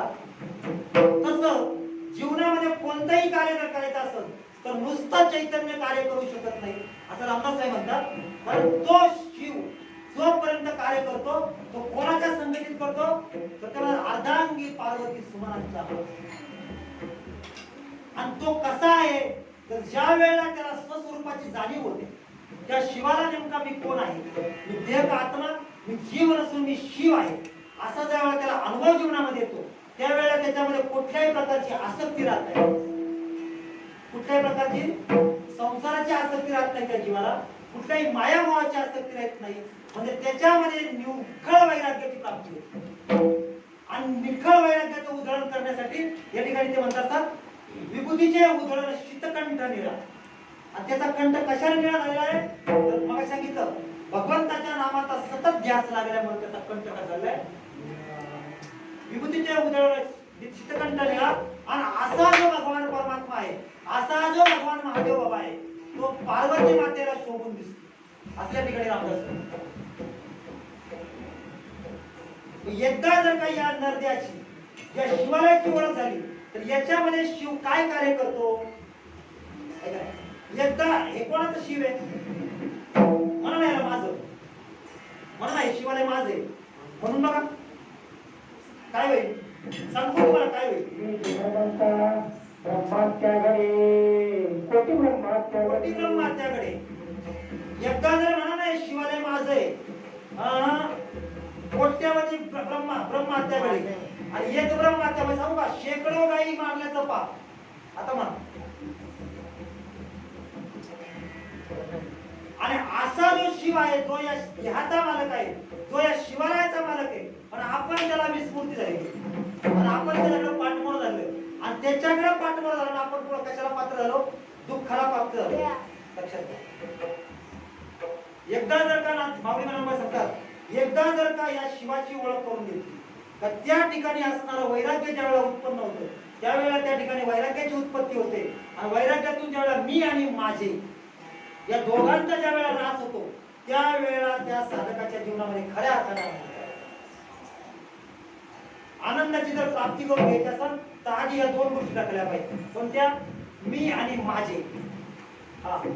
मी आणि माझे विसरले जायचे अंतःकर पार्था तोच संन्यासीचा अंत नाही तर बाकीचे झालं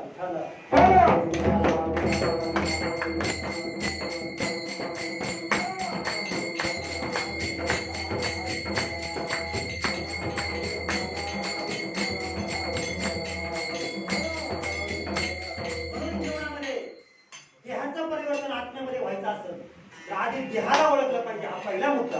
आणि दुसरा मुद्दा या देह नेमका कोणाचा आहे, हा कोणाचा आहे, हा त्या शिव आणि पार्वतीचा आहे. कोणाचा आहे तो? शिव आणि पार्वतीचा हे शिवालय आहे. आणि या शिव आणि पार्वतीचं जे शिवालय आहे त्या ठिकाणी बसून या शिव आणि पार्वतीचा हा देहाचा प्रपंच चालू आहे. हा देहाचा प्रपंच कोण करतो? मग सांगितलं मी जे अहंकार वाढतो आणि काय होतो त्या ठिकाणी या जीवाला अहंकार करतो मी करता म्हणून. आणि वास्तवात हा आहे कोणाचा? वास्तवात हा जर हे शिवाला जर पाहिलं तर याचे मालक कोण तर भगवान शिव आणि पार्वती माता याचे मालक आहे.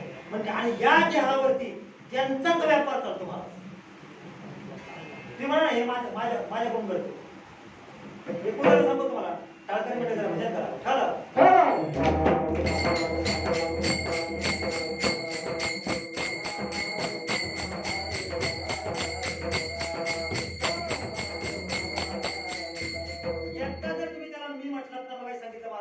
किती ब्रह्महत्येचं पाप आहे मला. हे माझ्याकडून घडतंय, पण मी याला कोण आहे? साक्षी आहे. असा साधकाचा भाव असा. नाही तर आपण काय म्हणतो, आपल्याशिवाय गावचा सप्ताह होऊ शकत नाही.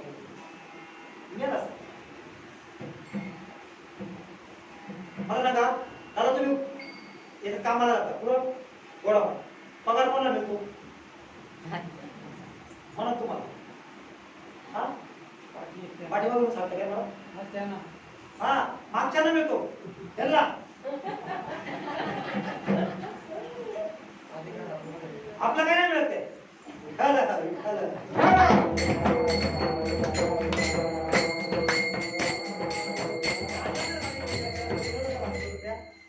जर बारीक विचार केला तर महिनाभर जर मी काम केलं, पगार कोणाला मिळतो? मला मिळतो का आजच्या शिवाला मिळतो?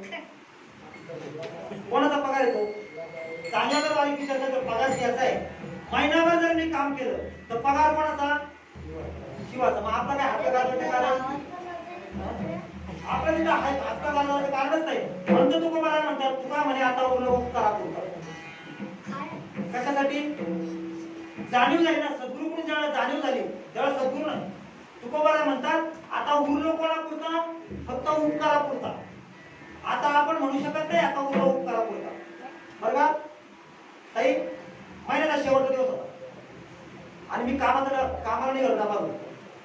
आणि डबा घेऊन निघाला असताना महिन्याची 30 तारीख होती आणि 30 तारखेच्या दिवशी स्टेशनला गाडी पकडायला आलो आणि गाडी पकडायला निघत असताना मध्येच एक मोठी गुचकी आली आणि तिथं संपून गेलं.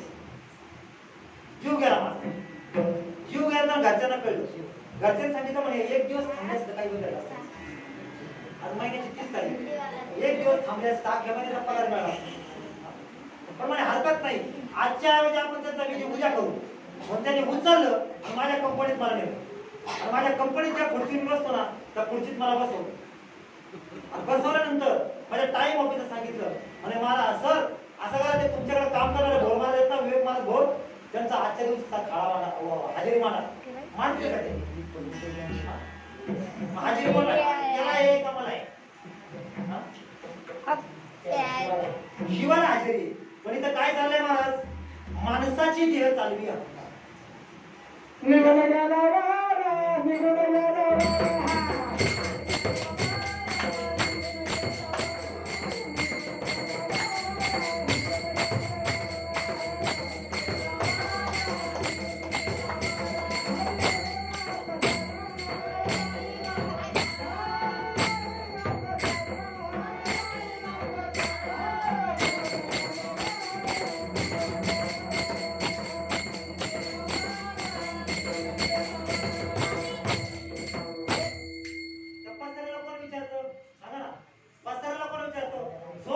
याच्यामध्ये वारा आणतो, काळी मुडीचा पिंजरा केला, आत राघोबा इसरला आणि आतला राघोबा उडून गेला, मग पिंजरा मातीत दडपला. म्हणजे खरा जर वास्तवात पाहिलं तर पगार कोणाला? आतल्या शिवाला. हजेरी कोणाची? आतल्या शिवाची. ताई सकाळी उठल्यावरती पाणी कोण भरतो? आता तो कोणच पडला महाराज. एवढे प्रश्न विचारला तुमचा कीर्तनच नको. सकाळी पाणी पण भरतो आतला शेवट, बाहेरचं काहीच करत. बाहेरचं फक्त निमित्त आहे, पण वास्तविक चांगला बारीक विचार केला तर याला जाणून जर घेतलं तर बघा आमच्या संतांनी सांगितलंय काय? मदारसामध्ये सांगतात आजे हका श्रीमंत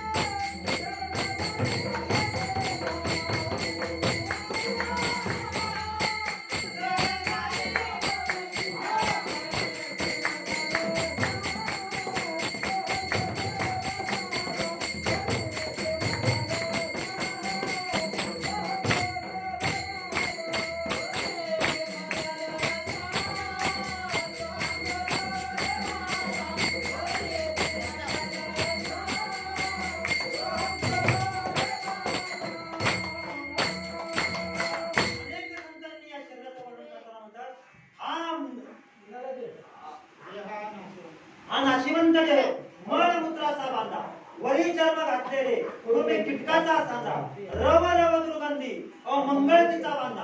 आमच्या संतांनी सांगितलं असू दे अमंगळ जरी असताना तरी असू दे. आमच्या संत श्रीपादांनी सांगितलं अमंगळ जरी असताना तर कर्माच्या योगाने तो अमंगळ जरी असत पण याच्याच योगाने तो साधता येतो. याच्याच योगाने ते सच्चिदानंद परब्रह्म साधता येतो.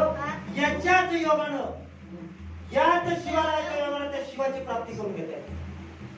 आणि याच्याच योगाने त्या शिवाची प्राप्ती करून जन्म मृत्यूचा फेरा चुकवता येतो. मग हा शिव या शरीरामध्ये नेमकं काय कार्य करतो बघा. प्रत्येक वेळेला प्रत्येकाच्या विचारामध्ये द्वंद्व चालू आहे. आजही प्रत्येकाच्या डोक्यामध्ये काय चालू आहे? To be or not to be, to be or not to be. खरं आहे का खोटं आहे का, खरं आहे का खोटं आहे का, होईल का नाही होईल का. हे नकारात्मक किंवा होकारात्मक सकारात्मक ऊर्जा आणि नकारात्मक ऊर्जा या दोन्ही ऊर्जेचं काय चाललंय या ठिकाणी? द्वंद्व चालू आहे. माळ्याच्याने माळ टिकल का? माळ घातली तर काय होईल आणि नाही घातली तर काय होईल आणि घातली तर काय होईल. घातली तर किती दिवस टिकल आणि घातल्यावर लोक काय म्हणतील. हे चालूच आहे. प्रत्येकाच्या डोक्यामध्ये हे द्वंद्व प्रत्येकाच्या डोक्यामध्ये आज काही ना काहीतरी टकरी चालूच आहे. आणि या टकरीतून ज्या वेळेला साधकाची सार विवेक बुद्धी ज्या वेळेला जागृत होते त्यावेळेला तो शिव या जे कार्य करतो त्या अभंगाच्या तिसऱ्या टप्प्यात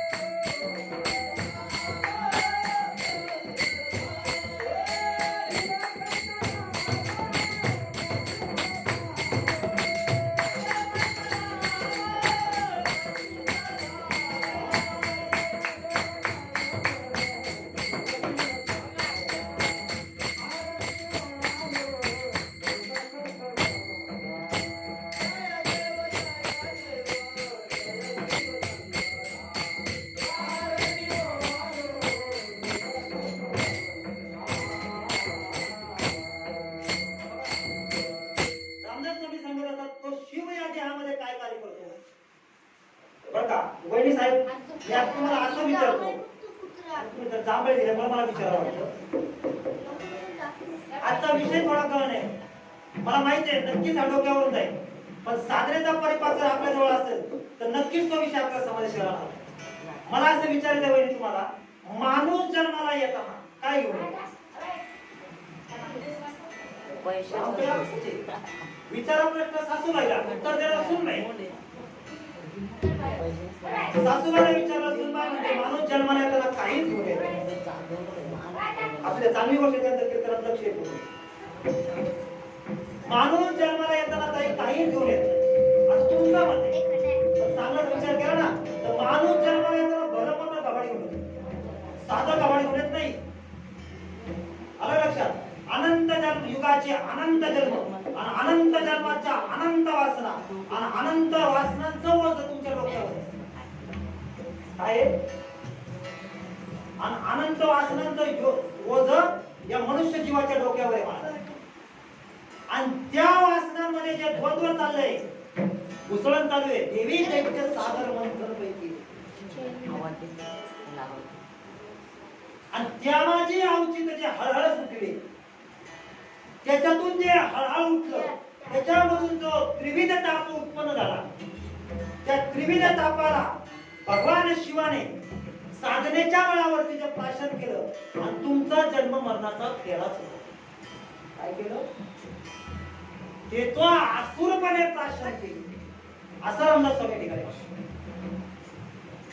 आतापर्यंत या आरतीचा जर चांगला वारकरी अभ्यास केला किंवा जर जाणून घेतलं तर जे अनंत युगाच्या अनंत वासना आहेत त्याच्यामध्ये जे साधकाच्या डोक्यामध्ये जे द्वंद्व चालू आहे, ज्या जीवाच्या डोक्यामध्ये जे द्वंद्व चालू आहे, ते सद्गुरुनाथाच्या कृपेनं नामाच्या माध्यमातून ज्या वेळेला अष्टभाव जागृत होतात, अष्टसात्विक भाव जागृत होतात किंवा साधकाला जी अवस्था प्राप्त होते, त्या अवस्थेच्या योगानं त्या शिवाची ज्या वेळेला प्रकटीकरण होतं भावाच्या रूपानं, देवाचे भरता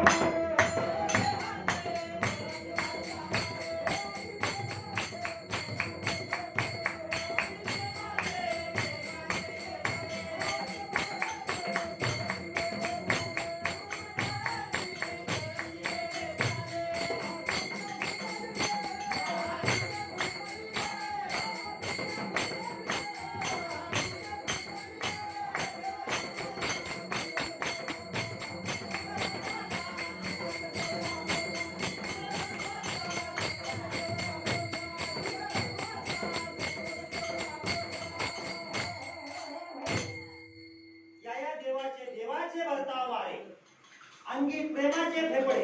ज्या वेळेला साधकाला तो अष्टभाव किंवा अवस्था प्राप्त होते, ही अवस्था म्हणजे नेमकं काय आहे तर रामदास स्वामी म्हणतात, अरे ते देवी दैत्य पै सागर मंथन पै केले आणि त्या माझी अवचित जे हळहळ उठले, त्या हळहळ त्या शिवाने प्राशन केले, तुमचं जन्म मरण सुरू. साधे उपकार नाही केले सद्गुरुनाथांनी तुमच्यावर, साधे उपकार नाही केले संत श्रीपाद बाबांनी आमच्यावर. अनंत युगाच्या अनंत वासनांत एका क्षणात वाट लावून टाकली. कापुराची वाती उजळली ज्योती, किंवा डोंगरा एवढा कापूर जरी असल तर एका क्षणात नामाच्या तैसे नामे केले जपता आहे. नामाच्या योगानं साधकाच्या जीवनामध्ये ज्या वेळेला त्या अष्टभावाचा साक्षात्कार होतो, त्या वेळेला त्याच्या जन्म मरणाला जो बाधा, जन्म मरणाची जी बाधा त्याच्या पाठीमागे लागली आहे, ती बाधा भगवान शिवाने काय केली, एका क्षणामध्ये प्राशन करून टाकली. हे कार्य त्या भगवान शिवाने केले. म्हणून सांगतो असं तुम्हाला की आधी या शिवाला ओळखा, आणि जन्म मृत्यूचा फेरा जर चुकवायचा असेल तर आधी या शिवाला ओळखा, आणि शिवाला ओळखल्यानंतर यातला शिवाला ओळखा, आणि नेमका हा शिव काय कार्य करतो हे जाणून घ्या. आणि हे जाणण्यासाठी रामदास स्वामींना एवढा पश्चाताप करावा, एवढा परिपाक टाकावा, एवढं आरती घ्यावी. आणि त्या आरतीतून रामदास स्वामी एवढं सांगत असतात की बाबा रे, किमान आरती म्हणणाऱ्यांतर ही गोष्ट डोक्यात आणा. दत्तप्रभूंच्या आजचा पण म्हणतो, जन्म मरणाचा फेरा अशा काळामध्ये लोकांच्या रात्री आज रात्री झोपा म्हणून. खरं सांगू का तुम्हाला, जन्म मृत्यूचा जर फेरा चुकायचा असेल तर एकच वाक्य सांगतो आजच्या कीर्तनात, लोकांची डोकी दुखू नका आणि लोकांच्या झोपाय बोलू नका, शांततेमध्ये एकांतात जे करता येईल तेवढंच करा. सद्गुरुनाथाने तुम्हाला दिले ना, सद्गुरूने तुम्हाला दिले ना, एवढंच करा, बाकी काहीच करू नका. बरं का, बाकी काहीच करू नका.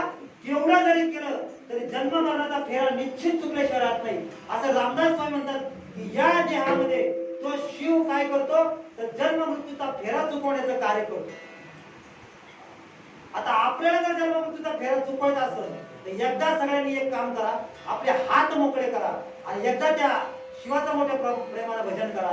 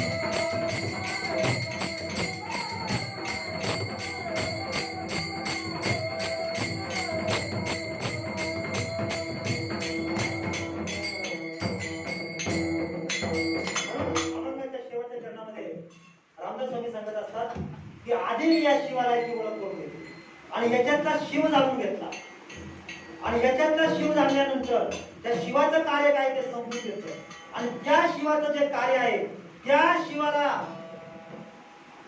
मी माझ्या जीवनामध्ये साक्षात्कार झाला आणि त्या साक्षात्कारी स्वरूपाला रामदास स्वामी अभंगाच्या अखेरच्या चरणामध्ये जगंबर फणीवर बरा सुंदर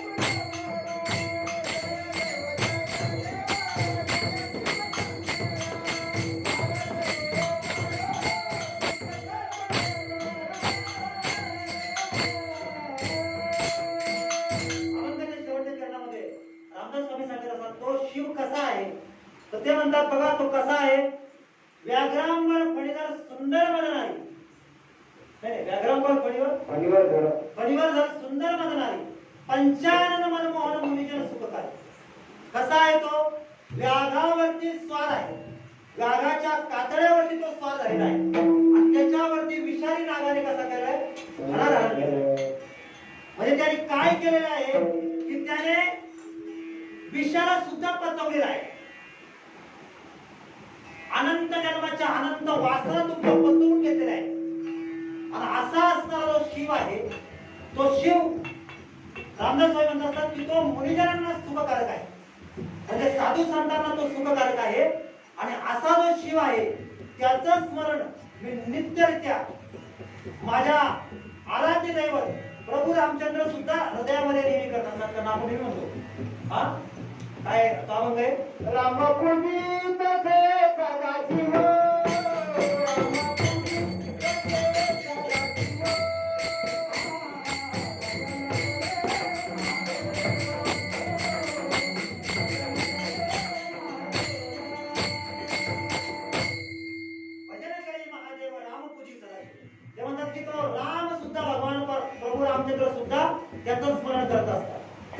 त्याचं म्हणून तुम्ही आम्हाला सर्वांना ते विनंती करतात की बाबा रे तुम्ही सुद्धा त्याचं स्मरण करा. पण त्याचं स्मरण करायची रीत जर समजून घ्यायची असेल ना माझ्या तर आधी कोणाच्या पुढे तरी नाक घासावं. कोणाच्या पुढे नाक घासायचं त्याचा आपण एका मोठ्या प्रेमाला भजन करू. ज्ञानेश्वर माऊली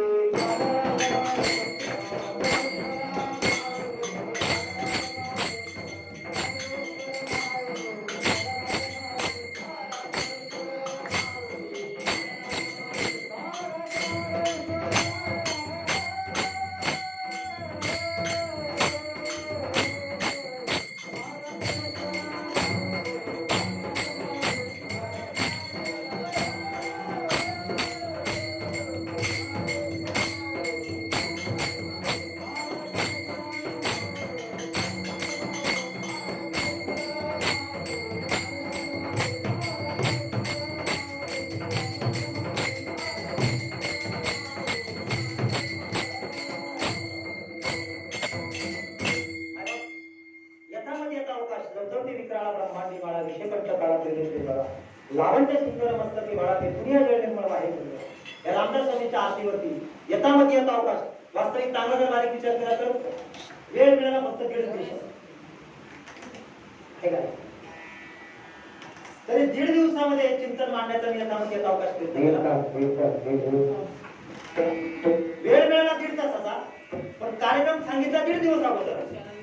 त्यामुळे 1.5 दिवस अचानकपणे ही तारीख आज मला मिळाली आणि तारीख मिळाल्यानंतर अचानक म्हटलं दरवेळेला बाबा कुठल्या कोणतरी तो अभंग नेहमी घेत असतात आपला भोला चक्रवर्ती असू द्या पण आज म्हटलं काहीतरी विशेष अभंग घ्यायचा आणि आज या विशेष अभंगाला साथ दिली अतिशय सुंदररीत्या आमचे वरिष्ठ गुरुबंधू हरिभक्तपरायण गुरुवर्य अंकुश महाराज पाटील किंवा गुरुवर्य मंगेश महाराज तात्ले यांच्या कानाविषयी महाराज असा विचार आहे.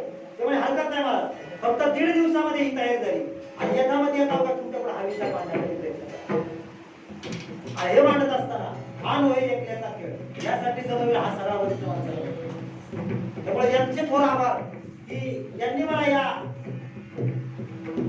प्रपंचामध्ये किंवा या परिपाकामध्ये जी साथ दिली ती लाख मोलाची साथ आणि विशेष साथ आमच्या बुजुर्गमणीची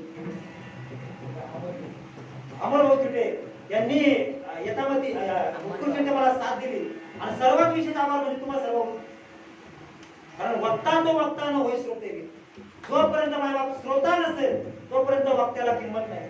यथामती यथा अवकाश तुमच्या पुढे 1.5 तासाच्या वातावरणामध्ये फक्त 1.5 तास काय 3 तास झाले 2 तास 2.5 तास झाले 2-2.5 तासाच्या वातावरणामध्ये तुमच्या पुढे मी विषय मांडण्याचा प्रयत्न करा. मला हा विषय मांडत असताना थोडासा टायमाच्या पुढे गेलो याबद्दल मी सगळ्यांची दिलगिरी व्यक्त करतो, माफी मागतो. बोलत असताना वाणीतून काहीतरी अपशब्द बाहेर पडला असेल तर ते या प्रकृतीचा गुरुदोष समजावा आणि चांगला असेल तर प्रेरणा देणारे माझे समर्थ सद्गुरू सच्चिदानंद श्रीपाद बाबा गुरुवारी अमृतदादा गुरुवारी घडला बाबा पावली मावळकोण्या नोकरा जगत गुरु तुकोबारे आदी गुरु संतांचा विषय होता. रामदास स्वामींचा विषय मी यथामती यथा अवकाश सांगण्याचा प्रयत्न केला. पुन्हा शेतात तुमच्या सर्वांची माफी मागून तुम्हा सर्वांची झालेली सेवा तुमच्या सर्वांच्या चरणी भगवान श्री गणेशाच्या चरणी संपूर्णताच्या चरणी समर्पित करतो आणि याच ठिकाणी या सेवेला पूर्ण विराम देतो. जय